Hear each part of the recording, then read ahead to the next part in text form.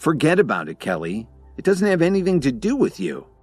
Kevin suddenly realized that he shouldn't make her pay for someone else's mistakes. What her mentor had done wasn't her fault. I noticed you started calling me Kelly. She smiled a little. Kevin wondered if he'd made a mistake and maybe it wasn't appropriate. That's okay, Kevin. I kind of like it. She paused and looked around the chaotic scene in the room. Can you tell me anything about the explosion? Kevin sighed. The case is still under investigation. I'm not allowed to talk about it yet, but what I can tell you is that we've apprehended the perpetrator. She took on her official police tone of voice as she spoke. Can't be easy, can it? Kevin looked her in the eyes as the scope of the crime sank in. I'd rather not talk about it. For now, our focus is on the victims and their families. This'll keep us busy for weeks. Kelly turned around and left to return to her duties. Dorothy, who was still in shock, gave her daughter a worried look and complained. Lily, we're finished. Our whole family is finished. Her voice was hoarse and she was struggling to speak. What's the matter, Mom? You're scaring me. Lily wanted to comfort her mother, but she was too upset to do much good. I listened to some advice that was too good to be true and used the condo as collateral. Then I invested all the money in the Pittsburgh International Trading Company. The project failed and now I can't get the money back. Dorothy wiped the tears as she told her daughter about the problem. What are we going to do, Lily? Dorothy was crying uncontrollably. What kind of company is it? How dare they cheat an investor so blatantly? Now that Lily understood the issue, she started to get angry. It was obvious that Pittsburgh International Trading didn't want to repay her mother. Kevin walked up to the two of them and suggested that they return home. Lily, if the doctors say it's okay, let's get Mom back to the condo. What are you talking about? Dorothy was upset at her mistake, so she lashed out at Kevin. If you weren't so lazy, I wouldn't be in this mess. Have you done anything since you married my daughter besides hang around and eat our food? Dorothy stood up and scolded Kevin, completely forgetting that they were still in the hospital. Everyone within earshot turned around to glare at Kevin. Mom, can you stop scolding him? This has nothing to do with Kevin. Besides, all that stuff is in the past. Yelling at him now won't change anything. It made Lily sad to see people looking at her husband like that. She just wanted to grab her mother and leave the hospital. Why can't I scold him? I was a fool to ever let you marry him. Dorothy continued her harangue and her voice was starting to carry across the emergency room. I want you to just divorce this once and for all. I'll find you a nice husband, maybe a movie star. Even though the condo is mortgaged to the hilt, we'd be better off without him. Mom, what are you talking about? I'll never divorce Kevin. Lily's temper was starting to flare at the public scene her mother was making. She turned her head and looked at Kevin regretfully. But Lily didn't know that Kevin wasn't bothered at all about Dorothy's abuse. He seemed to be used to it, and he just let it go in one ear and out the other. Don't be silly, Lily. What does this mean to you anyway? Dorothy was very excited and added, in any case, if you don't divorce him, then you're going to lose me. Mom, how can you say that? Lily's heart began pounding in her chest. What should I say? Do you expect this bum to support our family for the rest of our lives? Do you think he'll find a way to get my money back? Dorothy looked at Kevin viciously. Jasmine Coleman, who had just arrived in the hospital, interrupted them and put her 2 cents in. Dorothy, don't expect Pittsburgh International to pay back the money they owe you. I just found out that their owner, Conrad Ferguson, is partnered with Drake Cook. I've got a feeling the explosion has something to do with him. Jasmine had been cheated out at least 5 times the amount that Dorothy had lost. Drake Cook? Dorothy looked absolutely devastated to hear that. She took a step back and almost fell on the floor. Anybody but Drake. Nobody in Chicago dared to cross that man. He had a vile reputation, to say the least. Now Kevin understood why Kelly didn't want to talk about the explosion. Drake was close to Mitchell Cook, so that made him really hard to handle. If he got pushed too far, he might cause a lot of trouble in the city. Well, let's just admit it. There's no need to get into a fight with Drake over a little bit of money, Jasmine sighed helplessly. Although her husband was a successful businessman, he wouldn't be much help right now because he was thousands of miles away working on a deal. No, I think I have a way. Dorothy suddenly seemed more confident. What can you do? I know your son-in-law knows some people with connections, but can he pull some strings with Drake? As Jasmine said this, she glanced over at Kevin. The scene in Lily's hospital room a few weeks before was etched in her mind. Why would you ever count on this? Dorothy sneered. I have an idea. Do you know Niles Walford from the Walford family? He likes my daughter a whole lot. If I tell him about this mess, he might find a way to get the money back for us. Dorothy went on to explain. The Walford family has a lot of businesses in Chicago. I'm sure they have some connections with Mitchell Cook. Drake might listen to him instead of Conrad Ferguson. There were a few wealthy women waiting nearby. One of them asked, Dorothy, the Walford family you're talking about, isn't that the one that's involved with Dominic Archer? Another one of the women couldn't help asking, one of the Walfords is after your daughter? Is that really true? Well, if you don't believe me, I'll call Niles right this second. Dorothy pulled out her cell phone and started to make the call. The Walford family? Which family is that? Kevin started to frown. He knew almost all the influential families in Chicago, but he had no idea who the Walfords were. What also surprised Kevin was that Dorothy said that Niles liked Lily a lot. How come he didn't know about this before?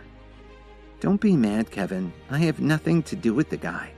Lily could see the expression on Kevin's face, and she reacted right away so he wouldn't misunderstand.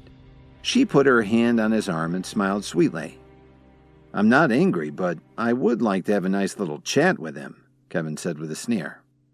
In Chicago, there weren't a lot of people who were friends with Drake Cook. You could probably count them on one hand. So if Niles knew him, he was somebody worth looking into. By now, Dorothy's call had gone through. She smiled happily and said, Niles, are you busy right now? I may need your help with something. What's the matter, Dorothy? Go ahead and tell me.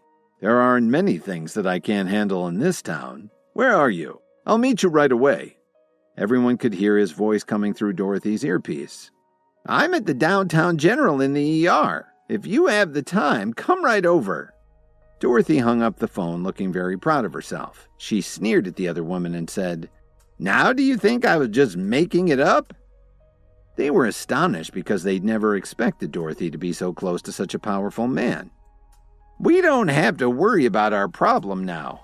All we need to do is wait for Niles to get here. He'll deal with it. When Dorothy said this, she was full of confidence. Let's go home, Kevin. Lily pulled on Kevin's sleeve to urge him to leave. Do we have anything important to do at home? Mom said a big shot was coming. Let's stay around and meet him, Kevin said with a smile. He had a feeling that Niles Walford was all talk and no action. In the emergency room at Downtown General, Dorothy told Lily and Kevin about her financial problems after losing her investment with Pittsburgh International Trading Company. She decided to ask Niles Walford for help, but she really wanted him to replace Kevin as her son-in-law. I have nothing to do with Niles, so I don't want to see him either. Lily thought Kevin was uncomfortable and tried to act like the idea was ridiculous. We can head home later. You don't want to leave Mom here all alone, do you? Kevin patted Lily reassuringly on the back of her hand. Soon, a stretch worth at least $200,000 pulled up and blocked the entire entrance to the ER. A man got out and headed inside. As soon as he walked through the doorway, Dorothy's eyes lit up. She started waving her arms and shouting, Niles, I'm over here. What are you doing here? Are you okay? Niles saw that Dorothy's clothes were tattered, and she looked like she'd been through a battle. At the same time, he looked around and saw the other injured women waiting for treatment nearby. Well, it's hard to say. I couldn't count on my useless son-in-law, so I decided to ask you to help me. Dorothy hung her head and let out a sigh. That's when Niles noticed that Lily was standing there and he got a lustful look in his eyes. But when he saw Kevin, his expression got a little more serious. "Is that you, Lily?" Niles greeted her with a smile. But Lily didn't pay too much attention to him. She just nodded her head politely. Dorothy was upset to see Lily's reaction. "Where are your manners, Lily? Have you been hanging around with that too much? Niles is talking to you." "Don't worry about it, Dorothy. Let's talk about your business first. After I deal with that, I'll have a good chat with Lily."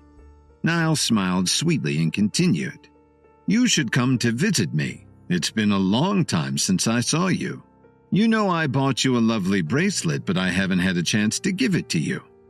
Niles didn't pay any attention to Kevin at all. To him, Kevin was a nobody.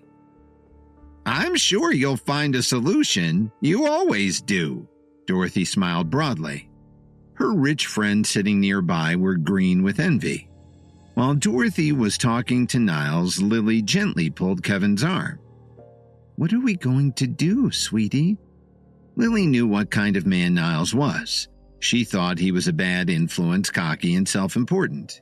If Niles managed to help Dorothy solve her problem, she would certainly pressure her to divorce Kevin, or at least push him out of their home. "Don't worry about it. Let's see what happens," Kevin replied with a smile. Dorothy explained the problem she was having with Conrad Ferguson and how she and her friends had been cheated by him. After Dorothy finished, Niles nodded his head in understanding. "Is that all, Dorothy?"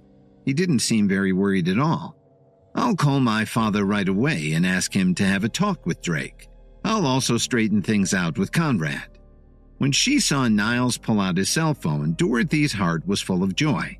He was young and handsome, came from a good family, and had a lot of good social connections. Niles would simply be the perfect son-in-law for her. He was way better than Kevin, who'd never accomplished a thing in his life. Everyone could hear Niles talking with his father on the phone. He quickly gave him a rundown of Dorothy's problem. He didn't know Drake Cook personally, but his father was good friends with Dominic Archer. So as long as Conrad returned Dorothy's money, no one would find out that Niles didn't know Drake at all. At the same time, he'd impressed the heck out of Dorothy, killing two birds with one stone.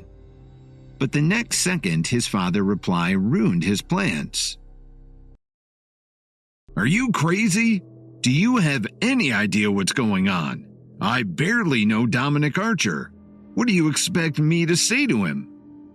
"What do you think, Dad?" Niles forced a smile while he tried to calm himself down so Dorothy and the others wouldn't realize he was full of. "What do I think? Ha! You must be joking. Do you have any idea who Drake is? Even if I knew Dominic, that wouldn't mean a thing," Niles' father roared. "Get back home right now and don't stick your nose in anybody's business anymore. You're boxing way above your weight class." Mr. Walford hung up and Niles stood there with the phone stuck against his ear, uneasy about the entire situation.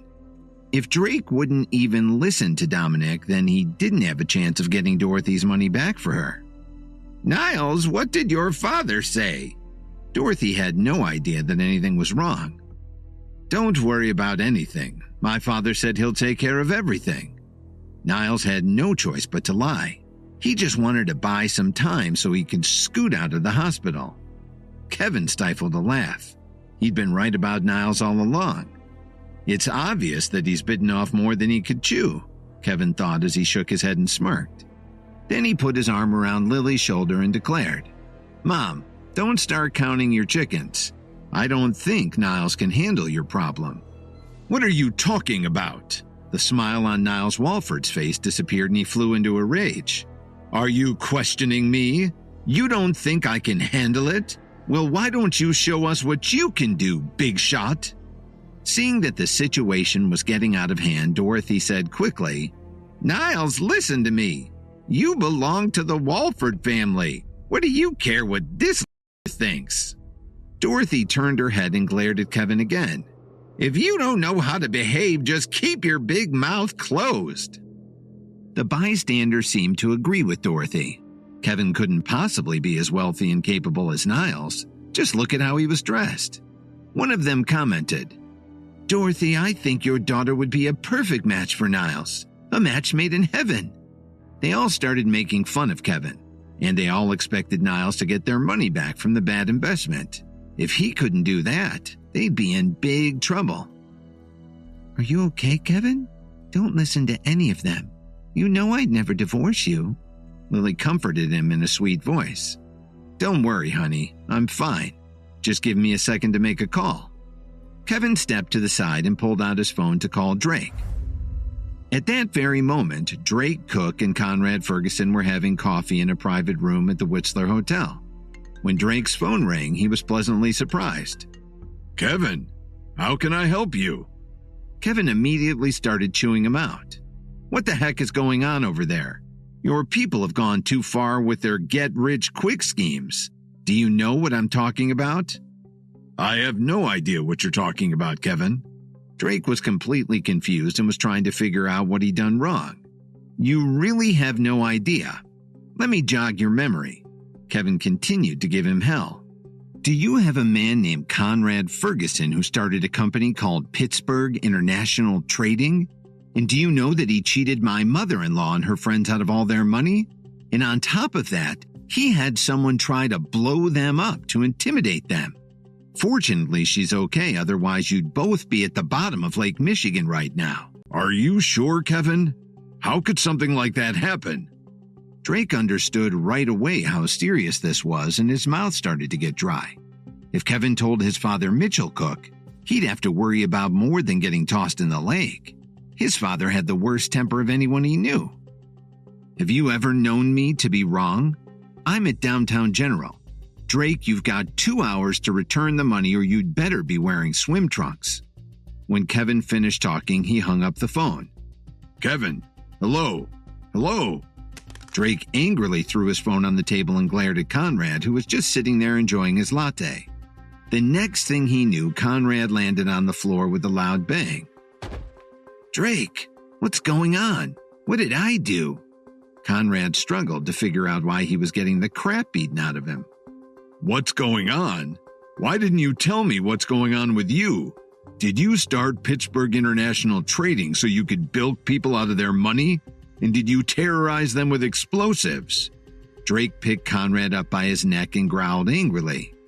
"Please stop, Drake. Yes, I started Pittsburgh International, but I brought in almost $200 million. Isn't that great?" Conrad looked like he was going to cry as he tried to explain. "As for the explosion, it was a clean job. The cops will never find a clue. And anyway, the people I swindled were nobodies." "Good job, you dumbass. I hope you'll be happy when I disappear and end up in the foundation of the next skyscraper that goes up in Chicago," Drake roared. "Do you know how much you've hurt my business screwing around like that?" "How could I possibly have hurt you, Drake? But if anyone's going to take the rap for this, I'll do it." Conrad begged Drake to let him go. He'd rather face the police than him or his father. "I'll tell you what you did. One of the people you grifted was my good friend Kevin's mother-in-law." Drake moved his hand up to Conrad's throat and threatened. "Return all the money immediately or our partnership is over. The hard way." All right, I'll pay them back right away." Conrad was really scared. He had known Drake for almost 8 years, and this was the first time he'd ever talked to him like this. As Conrad was walking toward the door, Drake stopped him. "What else do you want from me?" he asked him timidly. "You're going to Downtown General Hospital with me. If Kevin doesn't let you off the hook, you'll have to deal with the both of us." Drake grabbed his coat and strode out of the room. A half hour later, while Niles Walford was still bragging to Dorothy, Drake and Conrad walked into the emergency room. "Hey, isn't that Conrad Ferguson?" someone said loudly. A group of people started to surround them. Then someone else yelled, "The guy with him looks like Drake Cook." "What's Drake doing here? Dad told me he didn't know him," Niles wondered. Maybe he got a hold of Dominic after all. Niles started to feel really important when he thought that his family was responsible for this. Drake was actually returning the money in person. Just then, Drake shoved Conrad towards the women. "What are you waiting for? Do you want me to hold your hand or something?" "Don't worry, I'll do it," Conrad moaned. He stepped in front of them and explained, "I'm sorry, but we had some technical issues at the company and I wasn't able to return your investment. I've managed to transfer enough funds to reimburse you. Plus, I heard about your unfortunate accident, so I've included some interest to help you out." Conrad was very handsome and knew how to handle the upper class. He did his best to distance himself from the explosion so nobody would suspect he'd been involved.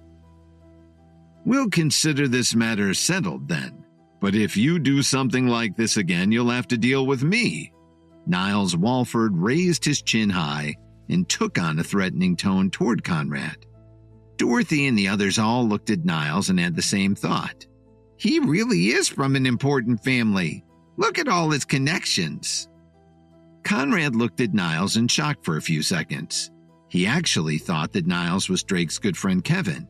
Out of fear, Conrad nodded and replied, "I swear I'll never do it again." "Just remember your promise." Then Niles turned to the other man and sneered, "And are you Drake? Why don't you come over and apologize to these nice ladies?" He decided this was his chance to show that he was superior to Drake Cook. Then nobody in all of Chicago could touch him.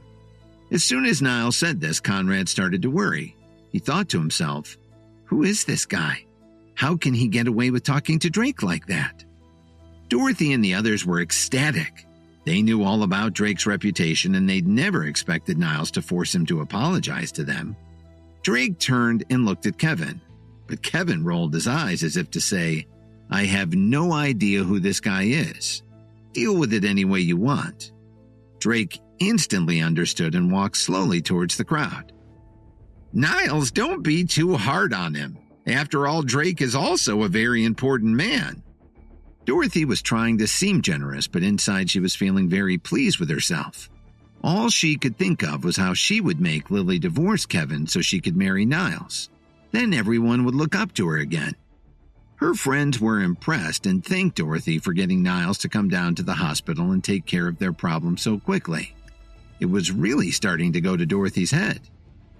"What did you just say?" Drake scowled and walked over towards Niles. "I asked you to apologize, but don't you understand plain English?" Niles said arrogantly. He knew that Dominic Archer was a powerful man. With Dominic's backing, Niles was about to make Drake Cook apologize in public. This would do wonders for his street cred. He felt really good about himself for about 5 seconds. Then Drake punched him right in the gut. He hit the floor like a sack of potatoes and lay there for a good long time, unable to stand up. Everyone was stunned by this. What the heck was going on? Didn't Niles call Drake to come down here and apologize?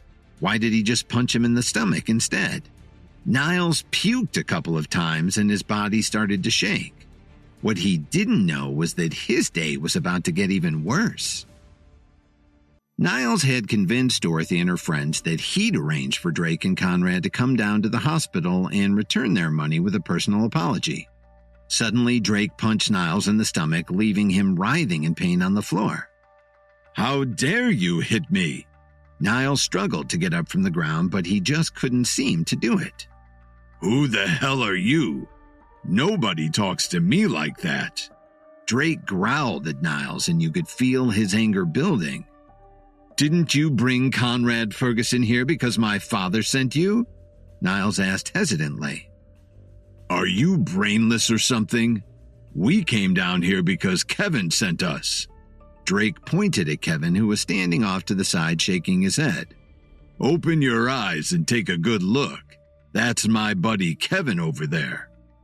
Everyone looked in the direction that Drake pointed to. They were all stunned. Kevin waved to them with a big grin on his face.